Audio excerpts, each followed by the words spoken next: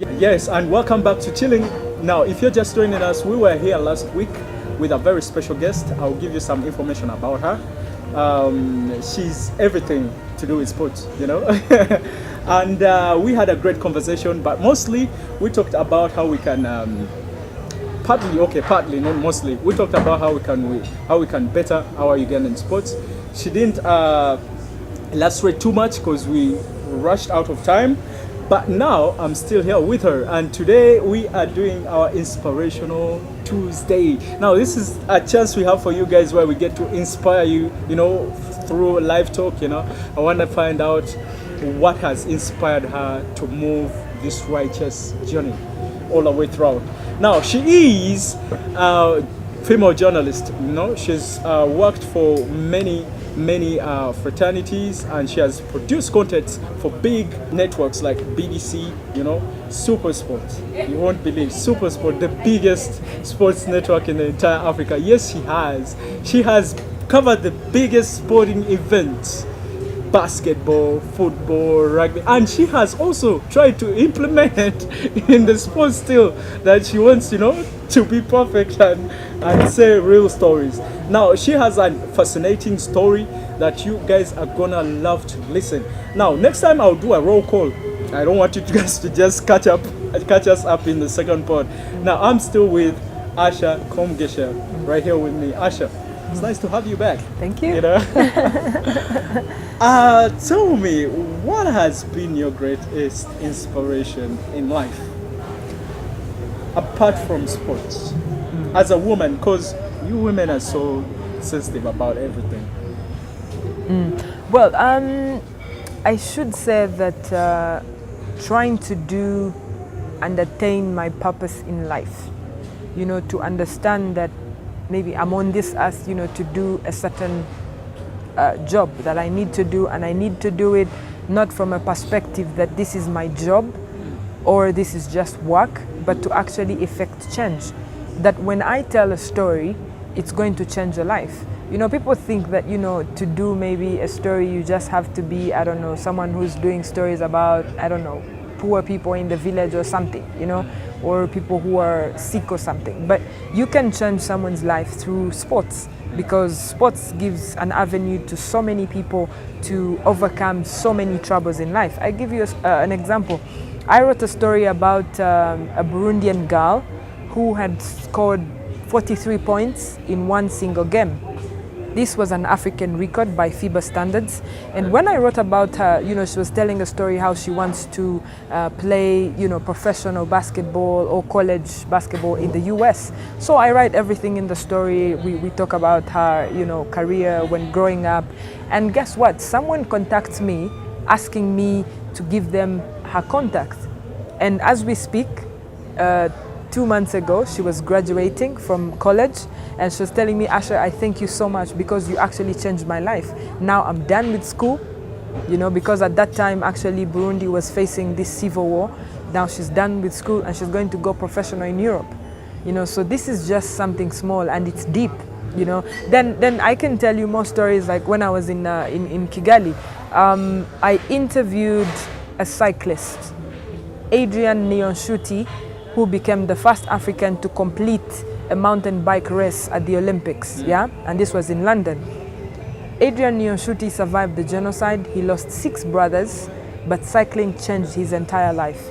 It changed how he looks at life. It gave him an opportunity to, you know, overcome that sadness, you know, and find comfort in cycling. That in cycling, when he cycles with his other Rwandan you know, colleagues or teammates, he finds a family because they were staying together.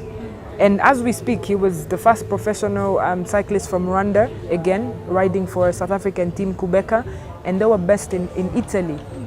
And this is where he met the woman of his dreams. You know, so just, you know, telling stories like that and how sport, you know, changes so many aspects. It can be one person that I change the life of just one person. For me, that will be fulfillment. So I definitely see you take your sports like it's a diary, you know, which I appreciate about that. But all this triumph, you know, reaching to the kind of level you are now, working with SuperSport, you're also working with NTV, which is a great deal. I mean, within that way, weren't you discouraged somehow? Didn't any discouragements come in your way? Of course, of course. For example, when I started out, there are people who told me, you know, girls have no place in sports journalism. You know, you can't, what are you telling people about? You know, have you ever played sport yourself? What do you know about sport, you know? And I took offense because I'm thinking, I have played basketball for over 5 or 7 years. You know, I know everyone that, for example, I'm writing about. I know where they started. I've been following them for many years. So when you come to me and insult me like that, just because I'm female, not because I'm not good enough, but just because I'm female, I take offense. But then as time went on, I realized that, you know what, I actually have to fight for those who are going to come after me. Yeah. Because when I started out, there were not any female sports journalists in Uganda that I could say, oh, I look up to so-and-so. You know, I want to be like them. There was none. So when I started out, I thought, you know what, maybe it is the price you have to pay as a trailblazer that, you know, you will get into this place and say, I want to be like so-and-so. So for example, Aisha Nasanga, I studied with her at Chibuli. She was a little bit ahead of me, but we were on that journey together. You know, we started hustling, I should say, together. She was actually at UBC at the time. I was at New Vision. So there are people who offend you like that, but you have to keep going. Yeah. And then, of course, you know, the pay was not good when you're starting out as a freelancer. Because that's what I was going to say. Yes. A lot of people see us on TV as journalists. They really think that we are living it. You know, we are living in everything is so awesome, you know. But it's not all about the glamour. No, it's not about all the glamour. You have to understand why you're in that place, you know, in the first place. Why are you in that position of power? Why you have a platform like that? So it is very difficult. And as a female, I'll tell you for sure that you have to deal with things like, you know, the coaches, the players, the administrators, everyone is trying to hit on you. And you must understand that it's not just because maybe it's a normal relationship they want, you know. It's just because you're in their face, or it's just a moment. So you have to understand how to, you know, bridge that gap. You have to be very careful as a female journalist. And of course, there are also moments when I used to write stories and then my stories would be given to someone else, like another byline. That is not my name, and yet nothing has been changed in the story. So such things, you know, happen in workplaces. And by the way, regarding sports, are you allowed or acquired spectator? What do you mean by that? Are you allowed or acquired spectator? Are you the kind of person who will watch a game and be like, you know, or are you impulsive and you begin, yeah, toss the bear, come on, you fouled him, you know, say something. Well, as you know, I am a journalist. For example, I give you an example. When I am working for FIBA, when I'm writing for FIBA, for example, I run a live blog, let's say at tournaments. So when we do this, we sit on the court side and we are writing for FIBA, like we are working for FIBA. So I cannot react like that. Actually, if anything, my face is blank. You cannot see any emotion on my face when I'm in a position like that, you know. Of course, sometimes like there's a crazy dunk and you're like, oh my God. But you know, like, you know, I'm in front and I can't do that. When you're not a judge, or when you have your free time, like, okay. In my free time, nah, come on. I'm very emotional. Like, I'm like, what? Like, he couldn't do that, you know? Yeah, so. I know you have to always keep the energy levels up. Yes, for Manchester United, nah, it's up there. Hasn't there ever been like a misconception about you regarding the way how you, maybe you talk, the way how you carry yourself? It's so tender-like. You know, and the notion that people have about sports journalists, these loud, impulsive people, hasn't there ever been a misconception? Yeah, there's always a misconception. One, again, like I said, because I am female, so people think, this person maybe plays sport or is in the sports journalism perspective, so there may be, I don't know where people get this thing from, but some people think that we are lousy, we are not intelligent people, or they think that because you talk sport, it's because you you have failed at anything else, you know. For example, I told you that I was studying economics. So if we talk about business, you know, business economics or business journalism, I can have that conversation with you. I can have a political discussion with you, you know, or a health discussion for that matter. But so there's that misconception that people think because you talk about football, you know, you're daft, you have no other option, and you know, it's just a by the way. So there's always those misconceptions, and people don't think that maybe when you're a sports journalist you should be smart, for example, that you should speak in a certain intelligent way, or you should use certain words. So it's a misconception that is there, always. We see that. So something attached with traveling. You have gone to all these countries and you have faced these cultures for different countries. How has that been an eye-opener for you, especially coming back home? Do you get any lessons to learn? Is there, you know, did you pick any items from there, like souvenirs, or what goes through? Absolutely. Like I said, I think that for me, traveling is one of the most amazing things I love about my job. But even if I was not a sports journalist, I think I could have been a war reporter, you know, telling stories from, you know, the scene of war. I don't know why, for some reason. That's a crazy yeah, it's crazy idea. But yeah, so when I travel, I always try to learn something. I must always learn something when I go out there. So for example, recently I've been to Morocco so many times. How do people in Morocco do the things they do? Because the first impression you get when you go to Morocco is that you think it's a European country, because of the way they do things. You know, you have to keep time, because if you don't keep time, you miss your train, and the next train is after 2 hours. So if you miss the train, you have to wait for 2 hours, you may miss an appointment, you know, something like that. So I always try to learn something, especially also about the food that people eat and how it affects the way, you know, they do certain things. For example, I have a theory that I'm going to try and put to book, that I think there's a correlation between the way people eat food, the food they eat, and the way they play football. Is there? Yes. And I have that on... Do you love food? Yeah, I'm a foodie. I love food. So you have tried out every kind of food? At yes. least in every country? At least in every country I've been to. I try to eat all their food. Okay, like as a woman, naturally you have your own responsibility, and it's nature, right? Have you ever thought about settling down and maybe starting a... I know you're still young, but you know...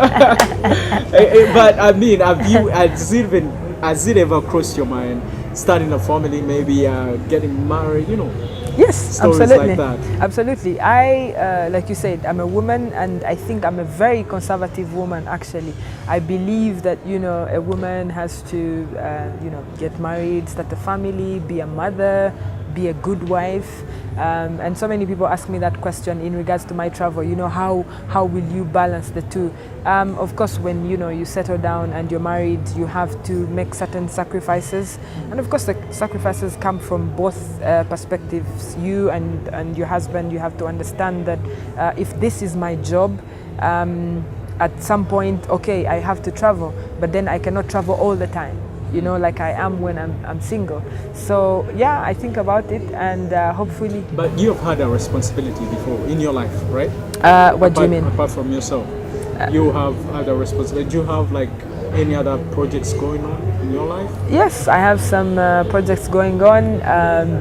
Of course, apart from sports and TV. Please, let's talk about something else apart from sports and TV. Like you could be wanted to venture into maybe farming, or you're a spiritual person, quite a spiritual person. Yes, I love to pray, because praying gives you direction in life. It helps you to understand, you know, to put everything into perspective, you know, like, why is this happening to me at this point? You know, why is God putting me in this position? What does He expect from me, you know? But yes, also I'm venturing into writing autobiographies. Like I told you, it's always been a dream of mine to be an author. Yeah, so... have you started writing the book? Yes, but I cannot reveal now. Oh, wait, I thought that was going to be an exclusive. I will come back to your show and tell you. Yeah. Let's take a break.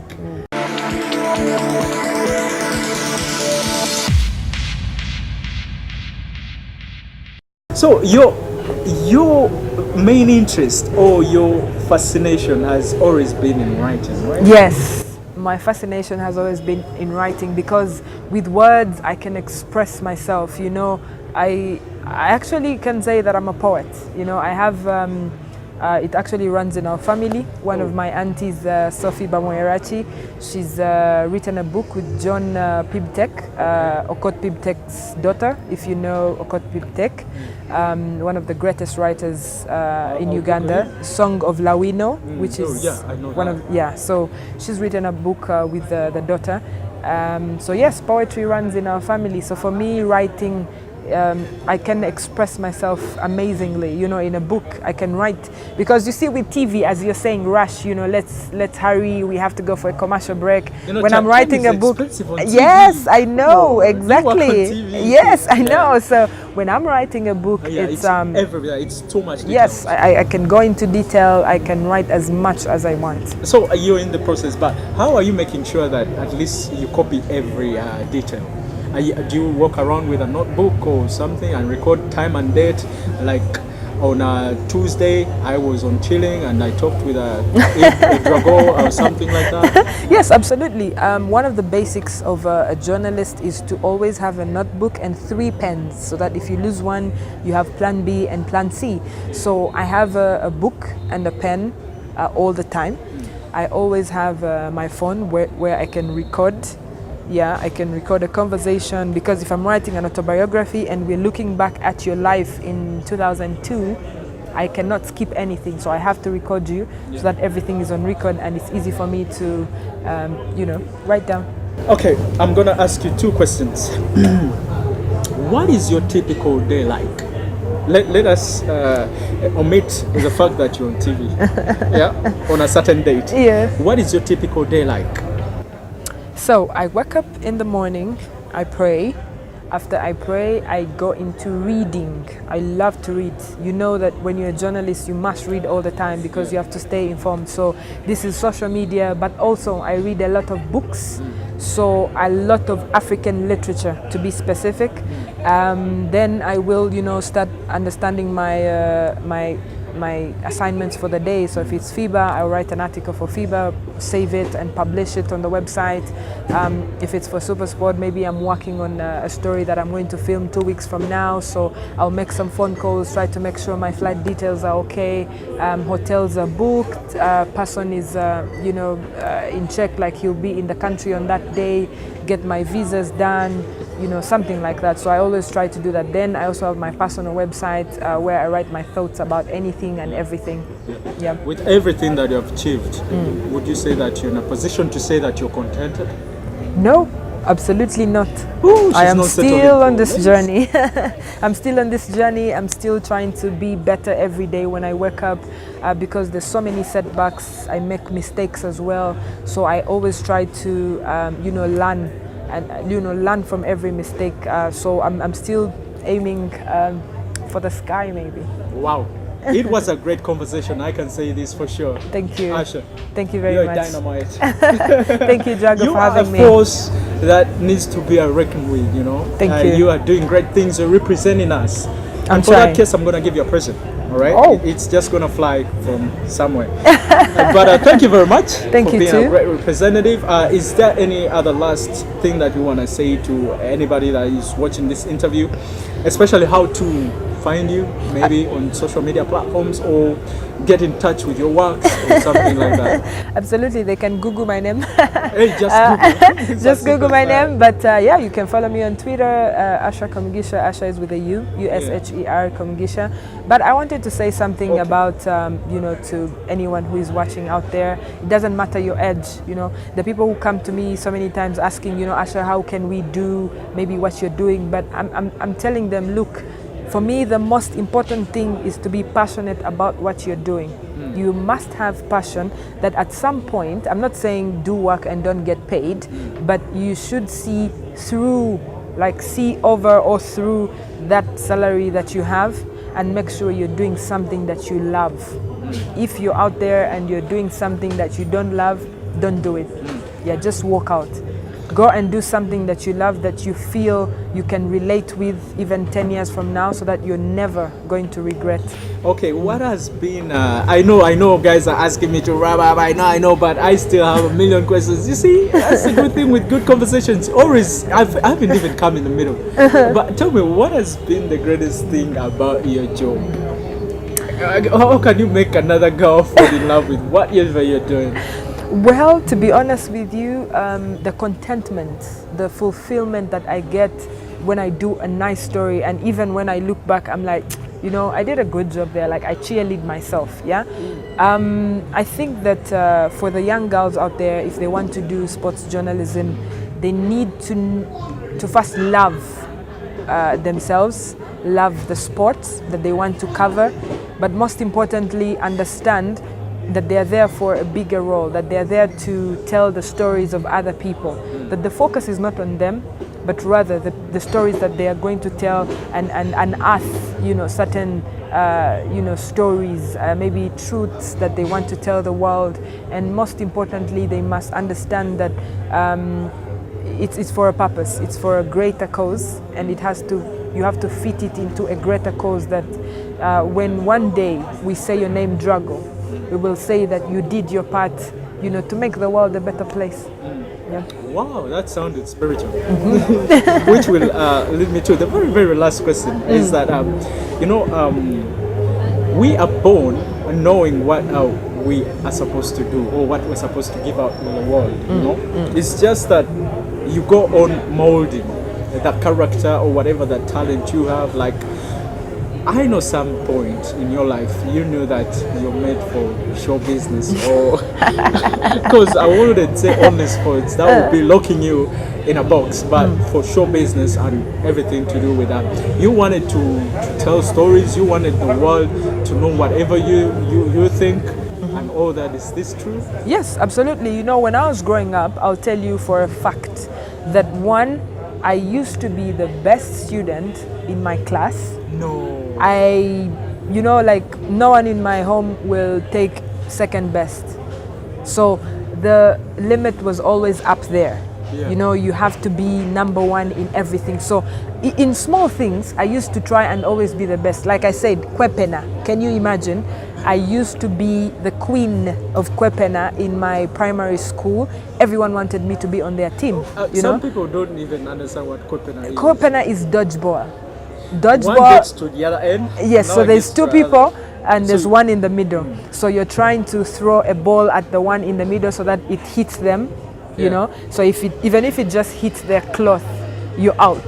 You're relegated, or you're out of the competition, you know. So just small things like that. And even when I was in primary school, like, I always wanted to be maybe to be the leader. You know, let's do this. Yeah, it could be good or it could be naughty in a certain way, but I'm the one who is trying to get people to come together. It was somehow manifesting. Yes, it was manifesting. So when you say that, I sort of understand what you mean. And when you say that, yes, I wanted to write stories. I always wanted to be the one who knows before the rest. So you can say that the journalism was there in me, but I didn't know that it was there. Yeah, because I'll tell you, I used to read. When I'm eating, until now, I actually eat very slowly, because it came from when I was young. When I was young, I used to eat while reading an atlas. Now, I used to recite an atlas, like I would want to know what's the capital city of Colombia or Uruguay. You know, so I used to know every capital city of every... So definitely you're living your dream. Yes. Your dream life. Yes, I am. You're traveling. You're telling stories. Yes. You're becoming famous. You're meeting all these superstars from every corner of the world, and you're doing your thing. Yes, I'm trying to do my thing. Sure. Thank you. Njogera Oluganda to thank you for sparing your time and being an incredible ambassador to us.